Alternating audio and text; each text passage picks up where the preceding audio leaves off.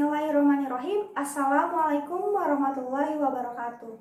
Kami dari kelompok 4 akan mempresentasikan tentang model pengembangan pembelajaran peserta didik dan evaluasi program kepeserta didikan yang beranggotakan Khairunisa Safitri Wibowo, Rian Fatah Wijaya, Alfia Nur Hikmah, Anti Tazkiyatur Robihah, Rahmadiyah Nur Ramadhani, Afifah Khairunisa, Novita Indana Zulfa, Indra Rian Fauzi, Alif Hani Gifari, dan saya sendiri, Mia Maulia Ahyadi. Menjelaskan tentang model pengembangan pembelajaran peserta didik. Mengajar adalah tugas utama seorang pendidik, terutama seorang guru. Jadi, dalam proses pembelajaran itu, adanya kedua belah pihak yang melibatkan guru dan juga peserta didiknya. Pendidik yang kreatif, yang mampu merancang atau menciptakan ide-ide dalam merancang sistem pembelajaran baru, yang mampu membuat peserta didik dapat mencapai tujuan belajarnya. Maka dari itu, proses pembelajaran adalah elemen yang menjadi pusat perhatian dalam suatu pendidikan. Dan elemen itu yang akan menjadikan keberhasilan proses pendidikan itu tercapai. Dan bagaimana caranya? Caranya yaitu, untuk itu diperlukan juga metode penelitian dan pengembangan sistem pembelajaran. Maka dari itu, agar proses pembelajaran peserta didik ini sampai kepada tujuannya, diperlukan juga salah satunya yang namanya metode penelitian dan juga pengembangan sistem pendidikan tersebut. Saya akan mempresentasikan tentang tujuan model pengembangan pembelajaran peserta didik. Adapun tujuan model pembelajaran merupakan bagian penting dalam perencanaan dan penyampaian instruksional. Model pembelajaran juga digunakan membantu memperjelas prosedur pada saat guru mengajar untuk menciptakan hubungan suatu keadaan keseluruhan dari apa yang didesain dalam pembelajaran. Ada beberapa kegunaan dari model pembelajaran, antara lain yang pertama adalah memperjelas hubungan fungsional antar berbagai komponen, unsur atau elemen sistem dari yang dikembangkan. Kemudian yang kedua adalah prosedur yang akan ditempuh dalam melaksanakan kegiatan dapat diidentifikasi secara tepat dan disesuaikan dengan kebutuhan dan kondisi. Kemudian yang ketiga adalah dengan adanya model, maka berbagai kegiatan yang dicakupnya dapat dikendalikan. Kemudian yang terakhir adalah model akan mempermudah pada administrator untuk mengidentifikasi komponen, elemen yang mengalami hambatan jika kegiatan-kegiatan yang dilaksanakan tidak efektif dan tidak produktif. Kemudian kita masuk pada model pembelajaran. Pada model pembelajaran ini ada dua model pembelajaran. Yang pertama ada model 4D. Pada model 4D ini ada beberapa kegiatan yang dilakukan. Kegiatan yang pertama ada define atau pendefinisian. Pada langkah ini, pada tahap ini, pada pendefinisian ini dilakukan dengan cara yang pertama ada analisis kurikulum, kemudian yang kedua ada analisis karakteristik peserta didik, kemudian yang ketiga ada analisis materi, kemudian yang keempat ada merumuskan tujuan sebelum menulis bahan ajar. Kemudian kegiatan yang kedua ada desain atau perancangan. Pada kegiatan ini dilakukan dengan cara yang pertama ada menyusun tes kriteria, kemudian yang kedua ada memilih media pembelajaran yang sesuai dengan materi dan karakteristik peserta didik. Kemudian yang ketiga ada pemilihan bentuk penyajian pembelajaran.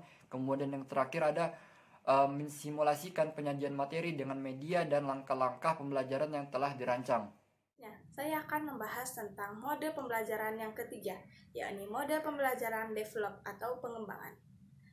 Jadi, kegiatan pengembangan atau develop ini dilakukan dengan berbagai langkah sebagai berikut. Yang pertama, validasi model ini dilakukan oleh para ahli atau para pakar yang ahli di bidangnya. Kemudian yang kedua, revisi model berdasarkan dari hasil masukan dari para pakar atau ahli tersebut pada saat validasi sedang berlangsung. Kemudian yang ketiga, uji coba terbatas yang dilakukan dalam pembelajaran di kelas itu berdasarkan dengan situasi yang nyata atau real yang akan dihadapi selanjutnya. Kemudian yang keempat, revisi model ini berdasarkan dari hasil uji coba yang telah dilakukan sebelumnya.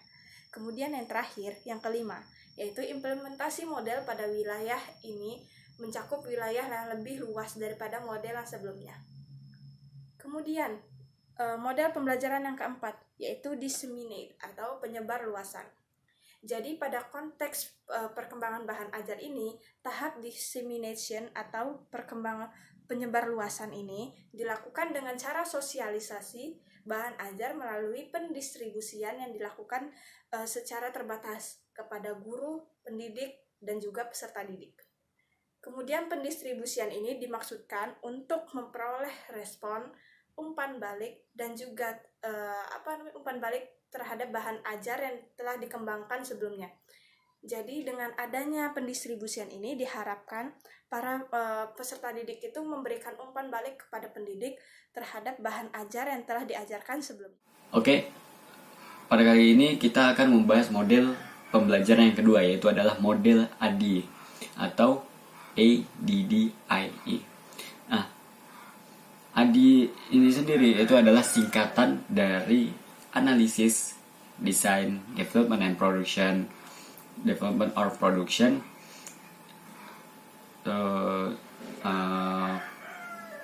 Implementation or Delivery, and Evaluation. Nah, menurut langkah-langkah pengembangan produk dan model penelitian, pengembangan ini itu lebih rasional daripada model pembelajaran yang sebelumnya, yaitu adalah model 4D.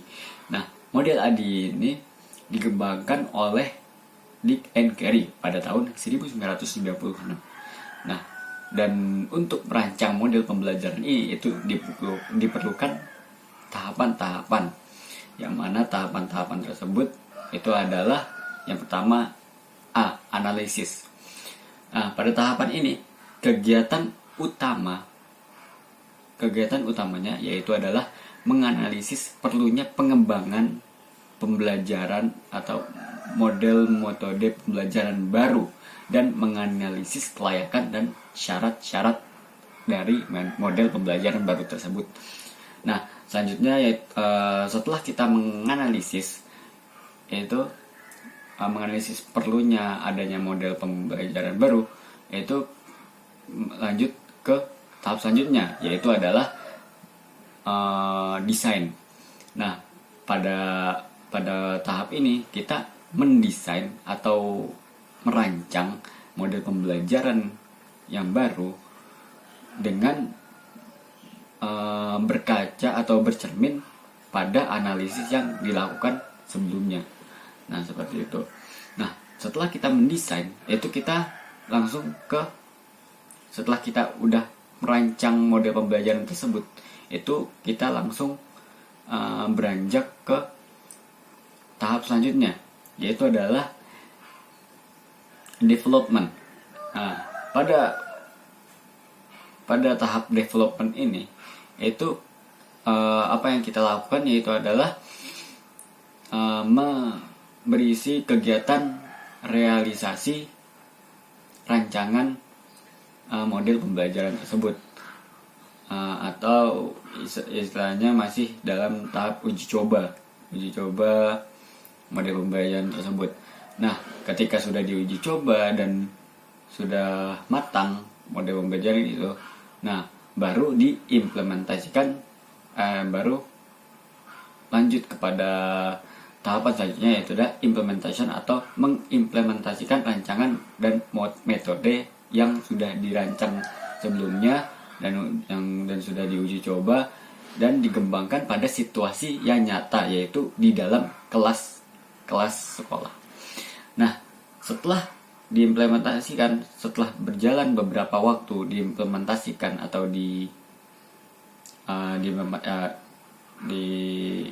dipakai dan dikembangkan, nah itu baru beranjak ke tahap yang paling akhir, yaitu adalah tahap evaluation atau evaluasi, yang mana evaluasi tersebut itu bisa dalam bentuk formatif dan sumatif.